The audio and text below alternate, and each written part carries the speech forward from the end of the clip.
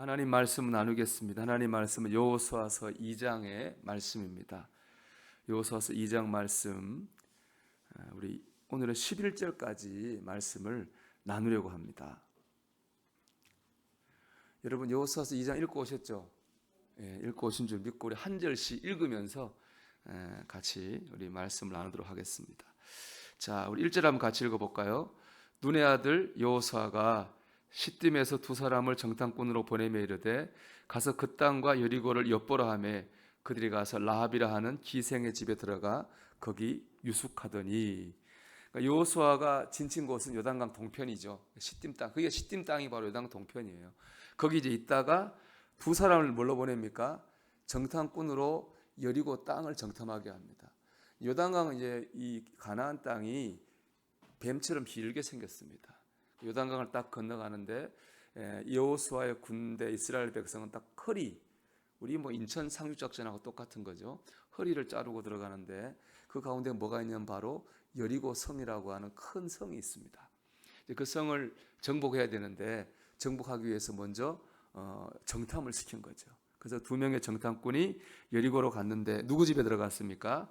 라합의 집에 들어갔어요. 라합의 집은 지금으로 말하면은 여관, 호텔 같은 곳입니다. 그 당시에 정탐꾼이 뭐 장사꾼 아니면 여행객 아니면 뭐 그렇게 나그네 이렇게 변장하고 갈 수밖에 없잖아요. 그러니까 그 당시 호텔이나 여관이라고 할 수 있는 라합의 집에 들어간 겁니다. 그리고 또 우리도 보면 옛날에 주막에 사람들 와서 다 서로 얘기하다 보면은 그 속에 뭐가 있습니까? 정보가 많이 모이잖아요. 정탐하기 좋은 곳이 그런 곳이기 때문에 두 명의 정탐꾼은 요단강 건너가지고 라합의 집으로, 여리고 땅의 라합의 집으로 숨어들었어요. 자, 2절 같이 읽어볼까요? 어떤 사람이 여리고 왕에게 말하여 이르되 보소서 이 밤에 이스라엘 자손 중 몇 사람이 이 땅을 정탐하러 이리로 들어왔나이다. 이 PPT가 없나요, 전사님? 여호수아서는 PPT를 좀 다음에 넣어주세요. 그래 영상 보는 분들이 볼 수 있을 것 같아요. 자, 우리 이 정탐꾼이 들어가자마자 어떻게 됐어요? 2절 보니까 발각이 됐어요. 어떤 사람이 여리고 왕한테 이스라엘 간첩 몇 사람이 왔습니다. 어떤 사람이 누군지 모르지만은 정탐꾼들이 되게 어리버리했는가 봐요. 누가 봐도 간첩처럼 보였나 봐요. 뭐 옛날에 있잖아요. 뭐 발에 뭐 흙이 묻어 있다든지, 뭐 딴 나라 말을 쓴다든지, 누가 봐도 이상하게 행동했는지 금방 발각이 됐어요. 그 사람이 그래서 여리고 왕한테 신고했습니다. 3절 읽어봅니다. 여리고 왕이 라합에게 사람을 보내어 이르되 내게로 와서 내 집에 들어간 그 사람들을 끌어내라. 그들은 이 온 땅을 정탐하러 왔느니라. 그렇죠. 이제 여리고 왕이 간첩 신고를 받고 그 집의 주인 라합한테 얘기했죠. 니네 집에 간첩 들어왔단다. 잡아내라. 그렇게 얘기했습니다. 4절 읽어봅니다. 그 여인이 두 사람을 이미 숨긴지라. 그 여인은 누구예요? 라합이죠. 두 사람은 누굽니까? 정탐꾼이죠. 숨겼어요 이미. 그리고 이렇게 말합니다. 이르되 과연 그 사람들이 내게 왔었으나 그들이 어디에서 왔는지 나는 알지 못하였고, 그런 사람이 왔는데 내가 간첩인지 아닌지 나는 전혀 몰랐습니다. 이런 얘기죠. 자, 5절 읽어봅니다. 그 사람들이 어두워 성문을 닫을 때쯤 나갔으니 어디로 갔는지 내가 알지 못하나 급히 따라가라. 그리하면 그들을 따라잡으리라 하였으나, 그 사람들은 정탐꾼이죠. 그 사람들이 지금 라합이 숨겨놨어요. 근데 거짓말 하는 거죠. 나갔다, 해질 때쯤 나갔다는 거예요. 지금 빨리 쫓아가면은 따라잡을 수 있을 겁니다 하고 왕한테 거짓말합니다. 이 거짓말 들통나면 라합은 어떻게 될까요? 죽겠죠. 죽을 줄 알면서도 라합이 거짓말합니다. 이게 우리가 이해가 안 되는 이 말씀의 핵심 중에 하나인데, 자 6절 읽어봅니다. 그가 이미 그들을 이끌고 지붕에 올라가서 그 지붕에 버려놓은 3대에 숨겼더라. 그는 라합이고요. 그들은 누구예요? 정탐꾼이에요. 왕한테는 저기 나갔다 그랬지만 집에 있어요. 데리고 저 옥상 지붕에 있는 3대가 뭐냐면은 삼배 있죠. 삼배, 대마. 그 삼배 얘기하는 겁니다. 삼배의 겉은 그걸로 삼배 실을 엮고 속은 말려가지고 그늘집이라든가 땔감으로 썼다고 그래요. 옥상에 그늘집 만들어 놓은 거기에 이 두 정탐꾼을 숨겨 놓은 거예요. 이게 들통나면 라합은 물론 라합 집은 다 망하는 거예요. 자, 그런데 라합이 그렇게 했어요. 자, 그것도 모르고 7절 읽어봅니다. 그 사람들은 요단 나루터까지 그들을 쫓아갔고 그들을 뒷전자리 나가자 곧 성문을 닫았더라. 아멘. 그 사람도 누굽니까? 여리고 왕과 그의 부하들이죠. 쫓았어요. 뭐 라합의 말을 믿고 요단 건너가야 어차피 또 자기 진영으로 돌아가니까 요단강까지 막 쫓아갔어요. 근데 뭐 거의 안 갔으니까 잡을 수가 없죠. 라합이 거짓말했으니까. 자, 8절 읽겠습니다. 또 그들이 눕기 전에 라합이 지붕에 올라가서 그들에게 이르러. 눕기 전에라는 말은 뭐냐 하면은 자기 전에, 잠들기. 지금 옥상에 두 명의 정탐꾼이 있잖아요. 그들이 잠들기 전에, 더 늦어지기 전에 라합이 올라갔습니다. 그리고 왜 그렇게 자기와 자기의 가정이 죽을 수도, 다 망할 수도 있음에도 불구하고 정탐꾼, 여리고 사람 입장에서 보면 간첩이죠. 왜 숨겨졌는지에 대해서 얘기하는 거예요. 9절 읽어봅시다. 말하되 여호와께서 이 땅을 너희에게 주신 줄을 내가 아노라. 우리가 너희를 심히 두려워하고 이 땅의 주민들이 다 너희 앞에서 간담이 녹나니. 왜 숨겨줬어요?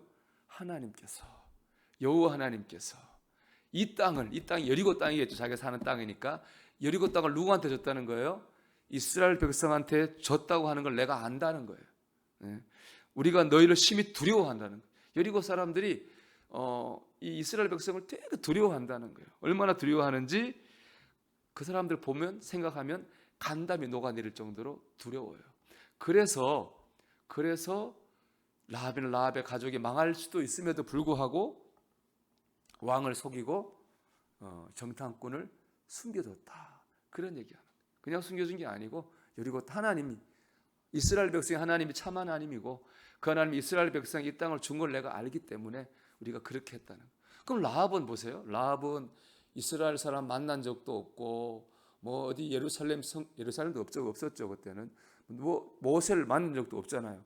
근데 어떻게 그런 하나님을 알게 되고 하나님 일하신 것을 알게 됐을까요? 이제 보면 10절, 11절에 그 이유가 나와요. 자, 10절 읽어볼게요. 이는 너희가 애굽에서 나올 때에 여호와께서 너희 앞에서 홍해 물을 마르게 하신 일과 너희가 요단 저쪽에 있는 아모리 사람의 두 왕 시흔과 옥에 행한 일 곧 그들을 전멸시킨 일을 우리가 들었음이니라. 11절 내가 아멘 하니까 읽어볼게요. 우리가 듣자 곧 마음이 녹았고. 여기 강조되는 말은 뭐라고 생각하십니까, 여러분? 들었다는 거죠. 뭘 들었습니까? 하나님께서 홍해 바다를 가르고 이스라엘 백성을 구원하신 것을 들었습니다. 또 오는 중에 이제 이 가나안을 향해 오는 중에 아모리 사람의 길을 통과하는데 그 나라 그쪽에 보면 시은이라고 하는 왕과 옥 왕이 이스라엘 백성 못 가게 막았어요. 하나님 전쟁에서 그 왕들을 물리치고 이기게 하셨어요. 이 얘기를 다 라합이 어떻게 했습니까? 들었어요. 듣고 나니까 야, 하나님이 홍해바다도 갈랐다 하더라. 시은 왕과 옥 왕도 이기게 하셨다더라. 그 말을 들으니까 마음이 어떻게 됐어요? 녹았어요. 마음이 열렸다는 거예요. 하나님에 대한 이야기, 간증, 역사하신 걸 들으니까 우리 마음이 녹았다. 그렇게 얘기하는 거예요. 그들을 읽어보면 너희로 말미암아 사람이 정신을 잃었나니 너희 하나님 여호와는 위로는 하늘에서도 아래로는 땅에서도 하나님이시니라. 그렇죠? 라합이 뭘 듣고 하나님을 고백하게 되었습니까? 하나님이 하신 일에 대한 이야기를 듣고. 여러분, 듣는 것이 참 중요합니다. 듣게 하는 게 참 중요합니다. 우리 믿지 않는 가족이 있어요. 자녀도 있고. 그런 사람을 우리가 하나님 믿게 하려면 어떻게 되겠습니까, 여러분? 자꾸 들려줘야 돼요. 좋은 얘기, 하나님에 대해 내가 은혜 받은 이야기, 간증, 또 교회에 대해 좋은 얘기. 자꾸 좋은 얘기를 듣다 보면 어떻게 되겠어요? 라합의 마음이 녹은 것처럼 그 마음이 녹아지는 거예요. 여러분, 그렇게 해야 됩니다. 뭐 처음부터 가서 뭐 하나님이 하늘에서도 하나님이고 땅에 그런 말 해봤자 귀에 안 들어옵니다. 뭐 교리가 어떻고 안 믿으면 너 지옥 간다 그러면 안 들어옵니다. 그런 말이. 그런 말이 안 들어. 어떻게 해야 되겠어요? 내가 옛날에 어려운 일이 있었는데 하나님이 역사하셔서 내가 이렇게 해결받았다. 응답받았다. 내가 괴로운 하나님 역사에 내가 위로받았다. 우리 교회 이런 일이 있다더라. 이렇게 자꾸 은혜스러운 얘기, 좋은 얘기를 자꾸 해야 됩니다. 그럴 때 여러분 가정에 라합의 문이 열릴 거예요. 여러분 주변에 라합의 하나님 믿게 될 줄 믿습니다. 근데 반대도 있죠. 반대는 뭐겠어요, 여러분? 안 좋은 얘기하는 거예요. 교회 갔더니 그 권사님이 왜 그런지 모르겠다. 그러면 그때부터 마음 문이 닫히는 거예요, 여러분. 열린 문도 닫아버리는 거예요. 이게 듣게 하는 것이 얼마나 중요합니까? 여러분이 오늘부터 집에 가가지고 좋은 얘기 마세요. 막 화가 나도 그래도 은혜 받은 얘기하고 안 듣는 것 같아요. 다 들어요. 그러니까는 어디 가서 항상 은혜로운 얘기하고 긍정적인 얘기하고 여러분 믿음의 얘기하시기를 축복합니다. 자, 이렇게 이제 라합이 믿게 됐는데요. 오늘 여러분이 나눠드린 제가 인쇄물이 하나 있어요. 보시면 제가 한번 읽어볼게요. 오늘날 그리스도인들이 훈련받아야 될 영역 중에 하나가 바로 안목과 관점의 훈련입니다. 그래서 정탐은 뭘로 하나요, 여러분? 눈으로 하는 거죠. 눈이 하는 일이거든요. 그러니까 오늘 말씀의 중요한 주제가 하나 뭐냐 하면은 안목과 관점, 눈에 관한 얘기예요. 자, 무엇을 어떻게 보느냐는 문제는 믿음의 정도를 나타내기 때문입니다. 즉 이 관점, 눈이 곧 믿음이에요. 세속적인 안목은 세속적 시력을 갖게 하고 세속적인 선택으로 이끌어가기 마련입니다. 우리 사람이 몸이 1000냥이면은 눈이 900냥이라고 하잖아요. 신앙생활도 마찬가지. 신앙생활을 100으로 치면은 90%는 눈이에요. 어떻게 보는, 빨간 안경 끼고 보면 다 빨개 보이는 거예요. 초록색 안경 끼고 보면 다 초록색이 되는 거예요. 믿음의 눈으로 보면 모든 것이 믿음으로 살 수 있어요. 근데 믿음의 눈으로 보지 못하면 믿음으로 살 수 없어요. 그러니까 눈 관점이 너무 중요한 거예요. 인간의 마음과 생각은 반드시 눈과 입과 손으로 나타납니다. 그것은 우리의 안목, 고백, 행위를 좌우합니다. 참된 믿음은 보는 기준과 언어, 행동 그리고 행동으로 점검될 수 있습니다. 그렇습니다. 사람이 어떻게 보느냐, 마음과 보는 게 다를 수 없어요. 내가 보는 거하고 마음하고 똑같아. 그렇죠? 내가 보는 만큼 내가 마음이 있으면 또 그렇게 보는 거고. 그러니까 보는 것과 마음과 행동은 똑같게 돼 있어요. 그래서 신앙생활에 있어 가지고 뭘 어떻게 보느냐고 하는 게 굉장히 중요한 거죠. 제가 읽어보면은 또한 믿음이 있어도 흐릿하게 볼 수 있습니다. 마치 벳세다의 소경이 부분적으로 시력을 되찾았을 때 쳐다보며 이르되 사람들이 보이나이다 나무 같은 것들이 걸어가는 것을 보나이다 하거늘 라고 말한 것 같은 상태일 수 있습니다. 그러니까 이 마가복음 8장에 보면은 벳세다 소경이 주님께 한번 기도받았는데 보이긴 보여요. 근데 흐릿하게 보여요. 사람이 이렇게 나무처럼 보이는 거예요. 그럼 그다음 어떻게 했느냐? 예수님께서 소경이라 다시 안수하실 때 그 소경의 눈이 완전히 나아서 만물을 명확히 보기 시작했습니다. 그러니까 우리가 믿음의 눈이 열리긴 열려도 뚜렷이 못 볼 수가 있어요. 믿음이 약해서 그렇죠. 믿음이 강하면 뚜렷하게 비전과 목표를 볼 수 있는데 믿음의 시력이 약하면 흐릿하게 보이는 거예요. 그럴 때 어떻게 됩니까? 주님께 다시 안수받아야 되는 거예요. 우리가 시간 말씀으로 다시 안수받아야 됩니다. 그래서 우리의 믿음의 눈이 확실히 열려야 됩니다. 그럴 때 우리가 확실한 믿음으로 살 수 있습니다. 영적 전쟁에서 정탐이 너무 중요하거든요. 영적 전쟁에서 이런 확실한 믿음의 눈이 너무너무 중요합니다. 이와 같이 영적 안목도 믿음의 수준에 따라 부분적으로 보이기도 하고 아주 명확히 보이기도 합니다. 아예 영적 시력을 잃어버려서 어둡게 되기도 합니다. 사랑하는 여러분, 하나님의 약속과 동떨어진 현실적인 문제에 직면했을 때에 대부분의 사람들이 그 문제를 어떻게 바라보는지를 주목해 보십시오. 즉 하나님의 약속과 동떨어진 현실적 문제에 직면한다고 하는 게 뭐예요? 시험이죠. 하나님 말씀대로 다 형통하고 다 잘 될 줄 알았는데 어려움이 왔어요. 고난이 왔어요. 사람 때문에 시험에 들었어요. 그때 그 문제를 어떻게 바라보는지가 그 사람의 영적 수준이에요.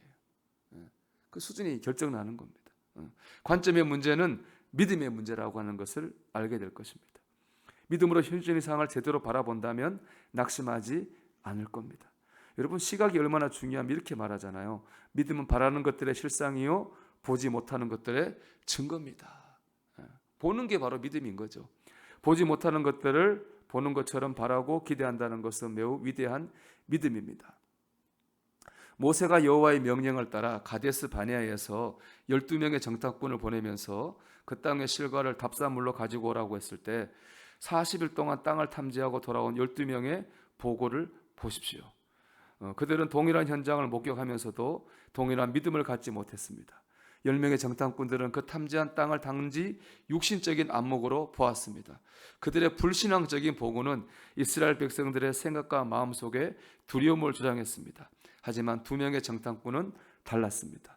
또 그 땅 백성을 두려워하지 말라. 그들은 가나안 땅을 돌아다니면서 두 가지 현실, 즉 보이는 현실과 영적인 현실을 모두 보았습니다.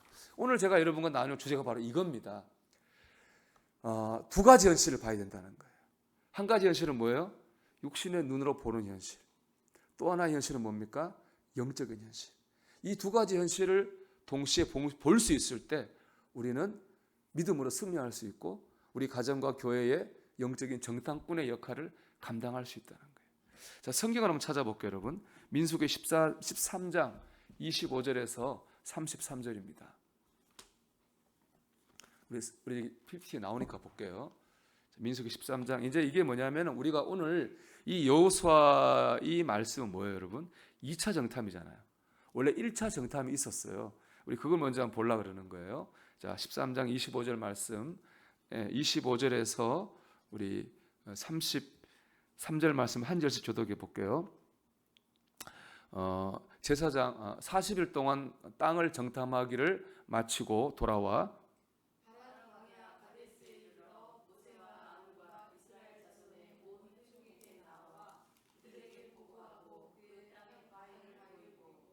모세에게 말하 이르되 당신이 우리를 보낸 땅에 간즉 과연 그 땅에 젖과 꿀이 흐르는데 이것은 그 땅의 과일이니이다.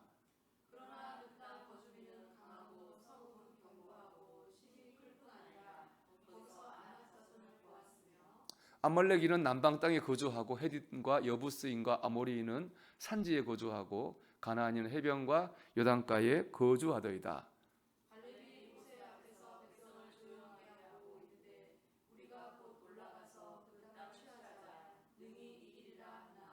그와 함께 올라갔던 사람들은 이르되 우리는 능히 올라가서 그 백성을 치지 못하리라.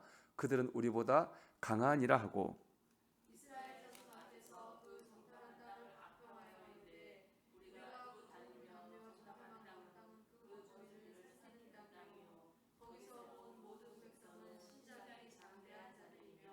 거기서 네피림 후손이 아낙 자손의 거인들을 보았나니 우리는 스스로 보기에도 메뚜기 같았으니 그들이 보기에도 그와 같았을 것입니다. 1차 정탐을 한 거에 가데스 바네아에서 12명의 정탐꾼 한 집합에 12개 집합이니까 한 명씩 보면 12명이잖아요. 10명이 뭐라고 했습니까? 거긴 땅이 먹기 살기 과일도 크고 살기는 좋아요. 근데 그게 누가 있느냐? 거인족 속에 있는데 우리는 절대로 그들 이기지 못합니다. 우리는 스스로 보기에도 뭐 같으냐? 메뚜기 같았다. 그렇게 보고해요. 그게 뭡니까? 그게 사실이에요. 육신의 눈으로 본 그대로의 사실이에요. 그런데 자, 다음 말씀 우리 민수기 14장 1절에서 10절 말씀 볼게요.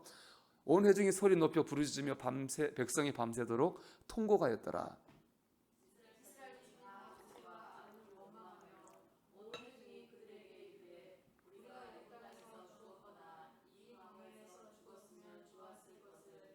어찌하여 여호와가 우리를 그 땅으로 인도하여 칼에 쓰러지게 하려 하는가? 우리 처자가 사로잡히니 애굽으로 돌아가는 것이 낫지 아니하랴.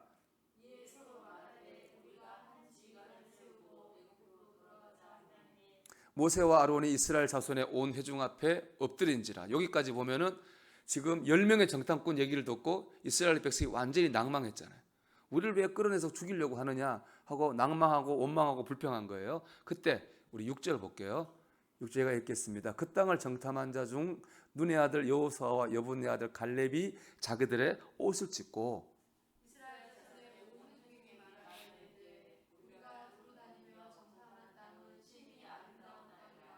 여호와께서 우리를 기뻐하시면 우리를 그 땅으로 인도하여 들이시고 그 땅을 우리에게 주시리라. 이는 과연 젖과 꿀이 흐르는 땅이니라.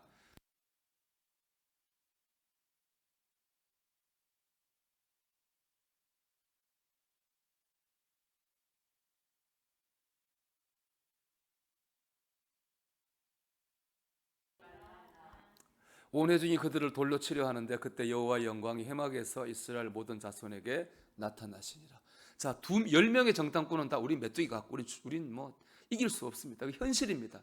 이 얘기 전 이스라엘 백성들이 울고 불르고 난리가 나는 그때 여호수아 갈렙이 나타납니다. 다른 2명의 정탐꾼이었죠. 그들이 말하기를 그랬는데 그래도 우리가 이긴다는 거예요. 왜 그렇습니까? 하나님과 함께 하신다는 거예요. 하나님과 함께 하실 때 우리 이길 거라고 말해요. 그건 육적인 눈으로 본 게 아니에요. 뭘로 봤어요? 영적인 눈으로 본 거예요. 하나님이 함께 하신 육적인 눈으로 안 보이잖아요. 영적인 눈으로 볼 때 하나님 함께 하신 게 보이잖아요. 그러니까 여호수아와 갈렙은 두 가지를 다 본 거예요. 육의 눈으로 봤을 때는 10명의 정탐꾼하고 똑같아요. 그러나 영의 눈으로 또 봤어요. 하나님 함께 하시는 거예요. 그러니까 우리가 비록 이렇지만 이길 수 있다라고 이야기한 거예요. 그러나 이스라엘 백성들은 10명의 정탐꾼만을 따랐죠. 그 결과 어떻게 됐습니까? 우리 민수기 14장 26절에서 30절입니다. 여호와께서 모세와 아론에게 말씀하여 이르시되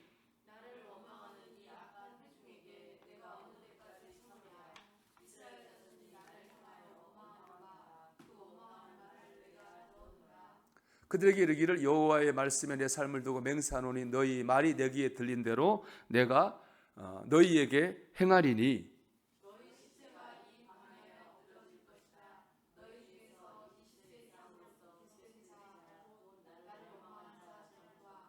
여분네 아들 갈렙과 눈의 아들 여호수아 외에는 내가 맹세하여 너희에게 살게 하리란 땅에 결단코 들어가지 못하리라. 여러분 결과가 어떻게 됐나요? 그 잘못된 정탐 그 얘기를 받아들인 이스라엘 백성 20세면 20세 이상의 사람들은 가나안 땅에 들어가지 못하고 광야에다 엎드려져 죽었습니다. 왜 그렇습니까? 잘못된 정탐을 따라갔기 때문에 그렇습니다. 이 정탐꾼의 역할이 눈의 역할이 얼마나 중요한가 알 수 있어요. 우리가 어떤 믿음의 눈을 가져야 되느냐? 두 가지 현실을 다 볼 수 있어야 됩니다. 육신의 현실을 무시하면 안 되죠. 육신의 현실이 있는 그대로 봐야 돼. 그러나 거기에 영적인 현실, 하나님이 함께 하신다고 하는 영적인 현실을 두 가지를 다 볼 수 있어야 됩니다. 그럴 때 우리는 영적 전쟁을 이기고 승리할 수 있다는 거예요. 1차 정탐 때는 그걸 못했습니다. 육의 눈으로만 본 거예요. 그래서 실패했어요. 자, 오늘은 2차 정탐이잖아요. 우리 여호수아 2장 1절을 다시 한번 볼까요? 눈의 아들 여호수아가 시딤에서 두 사람을 정탐꾼으로 보내며 이르되 가서 그 땅과 여리고를 엿보라 하며 그들이 가서 라합이라는 기생의 집에 들어가 거기에서 유숙하더니 1차 정탐하고 뭐가 차이가 있어요? 뭐가 있는 것 같아요? 2명이잖아요. 1차는 몇 명이? 12명이잖아요. 한 집 한 별로 1명이잖아요. 여긴 어떻게 뽑았는지 모르지만 2명이잖아요. 어느 게 민주적입니까, 여러분? 12명이 민주적이죠. 합리적이죠. 근데 이 2명이에요. 이따가 이유를 제가 말씀드릴게요. 달랐어요. 자, 이 사람들이 이제 결과를 보고 하는 거예요. 우리 22절 말씀. 그들이 산에 이르러 뒤쫓는 자들이 돌아가기까지 사흘을 거기 머물매 뒤쫓는 자들이 그들을 길에서 두루 찾다가 찾지 못하니라. 라합이 얘기했죠. 산으로 도망가서 숨어 있으라고 합니다. 그래서 정탐꾼들이 산에 들어가 며칠을 숨어 있어요. 3일을 숨어 있다가 숨어요. 그리고 이제 23절 24절 읽어봅니다. 그 두 사람이 돌이켜 산에서 내려와 강을 건너 눈의 아들 여호수아에게 나가서 그들이 겪은 모든 일을 고하고 산에 내려온 이제 이 2명의 정탐꾼이 요단강 건너가서 여호수아한테 정탐한 것을 보고해요. 보고가 24절입니다. 또 여호수아에게 이르되 진실로 여호와께서 그 온 땅을 우리 손에 주셨으므로 그 땅의 모든 주민이 우리 앞에서 간담이 녹더이다 하더라. 여러분이 보고에 대해서 어떻게 생각하세요? 이 정탐꾼이 온 땅의 주민을 만나봤습니까? 이 정탐꾼이 만난 사람은 크게 보면 두 사람이에요.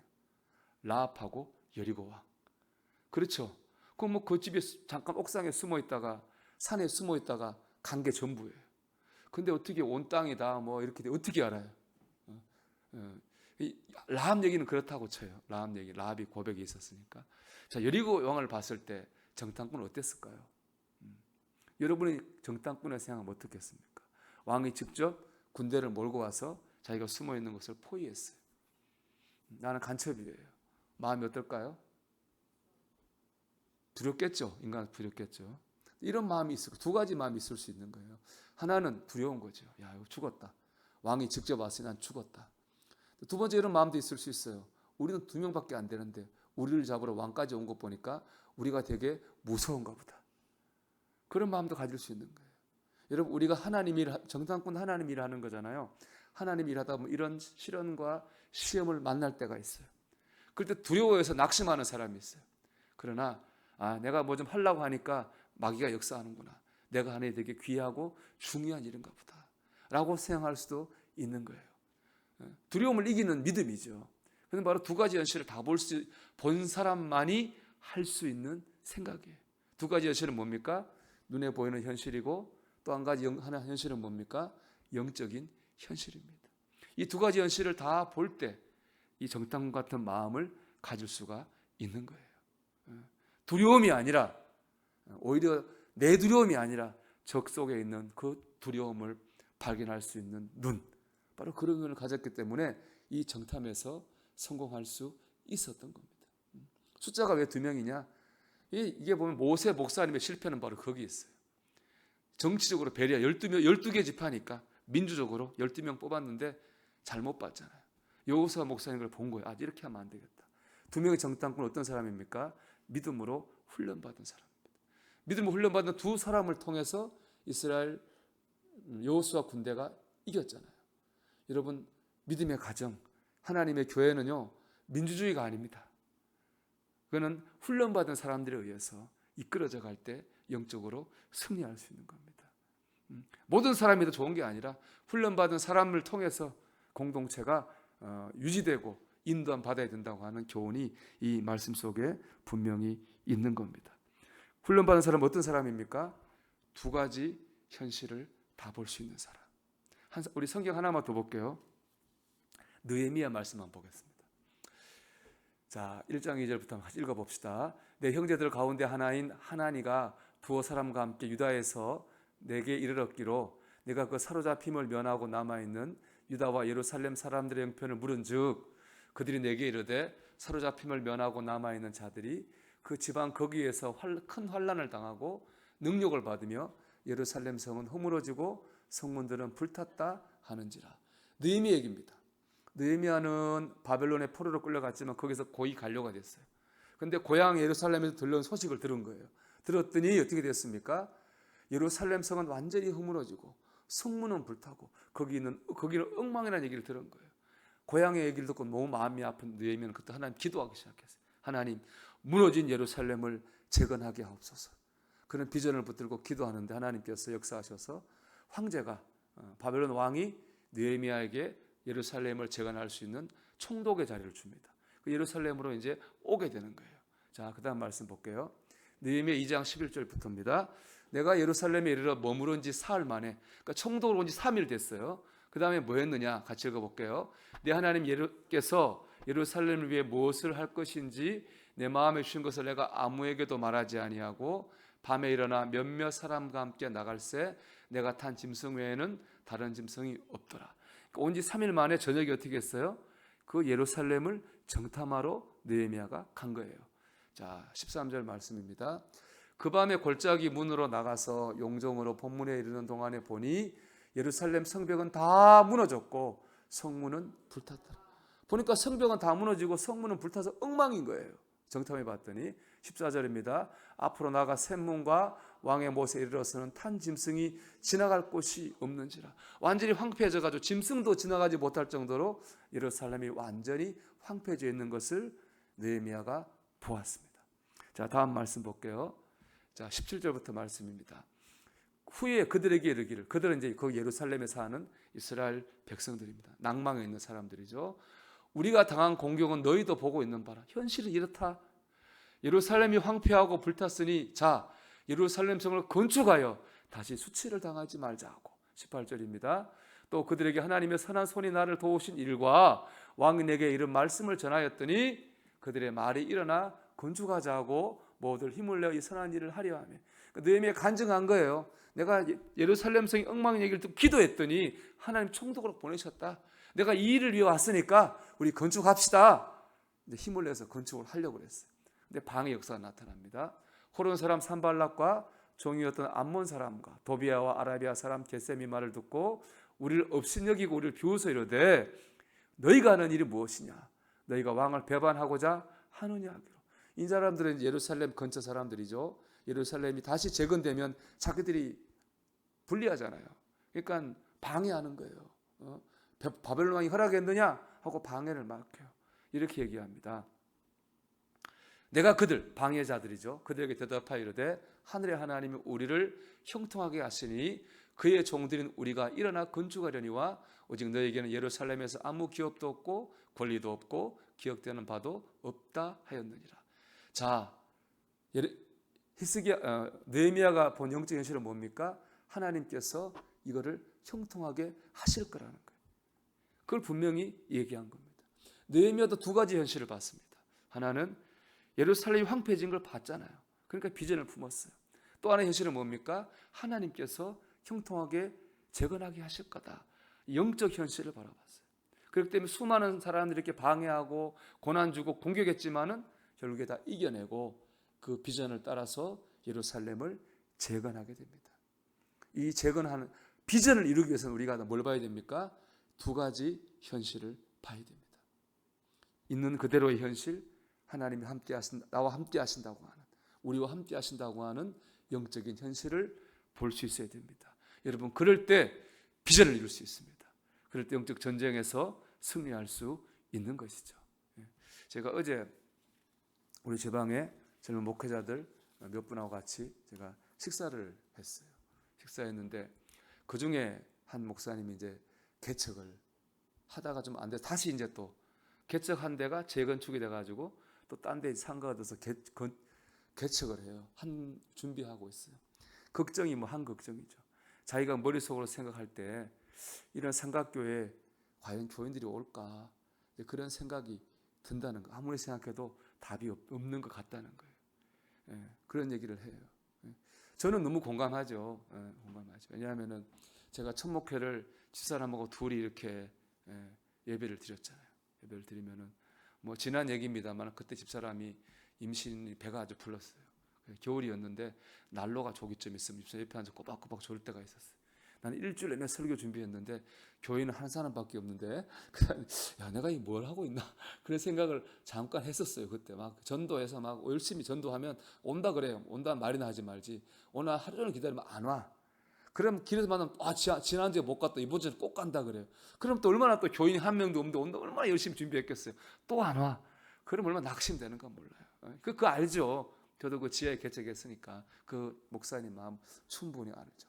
그런데 참 우리 인간의 생각으로 계산할 수 없는 일이 있어요. 그건 제가 지금 얘기한 거는 우리가 생각할 수 있는 육의 눈으로 본 현실이에요. 그런데 인간의 눈으로 볼 수 없는 현실이 하나 있습니다. 그건 뭡니까? 영적 현실이에요.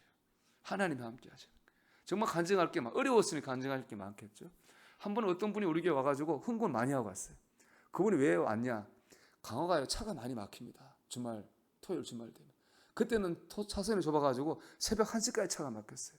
이분이 집에 있는 교회 가다가 차가 막혀서 바로 옆에 있는 길가에 있는 삼각교에 온 거예요. 우리 교회 온 거예요. 그분 믿음이 좋았나 봐요. 흥금을 많이 했어요.